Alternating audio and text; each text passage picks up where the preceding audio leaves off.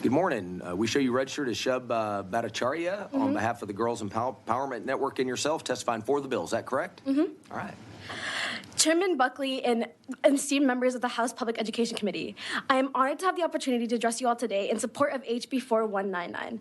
My name is Shub, and I'm a junior at Westwood High School, and I'm also a peer facilitator with the Spark Change Project, a partnership with the Girls Empowerment Network and the Excellence in Advancement Foundation, whose mission is to empower, inspire, and train the next generation of female activists of color.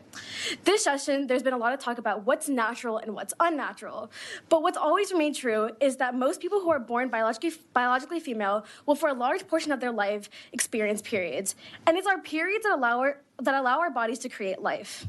Speaking of life, did you know that kids from middle school to high school spend over 8,400 hours of their lives at school? School is a place of learning, and it's where every child learns the skills necessary to succeed in life.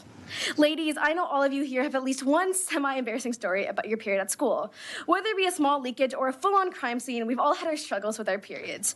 But for 1 in 5 teenagers, they miss school due to a lack of access to menstrual products.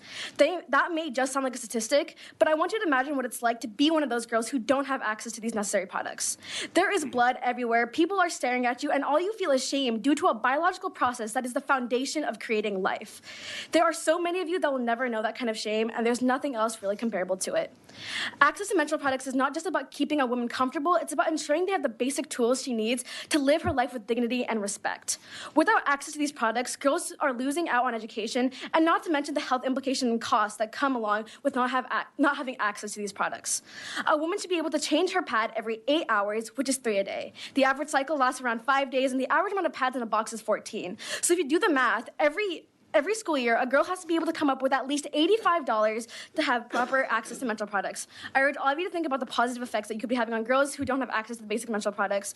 You could be putting them back in the school system and making sure they live a life where they don't need to know they don't have fear of their period every single month.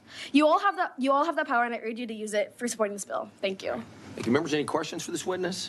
All right, we appreciate you being here. Thank you. Okay, that's all I got. Is there anyone else who wishes to testify on, for, or against House Bill 4199? If not, the chair recognizes Representative Flores to close on the bill.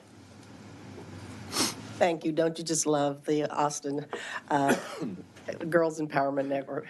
Anyway.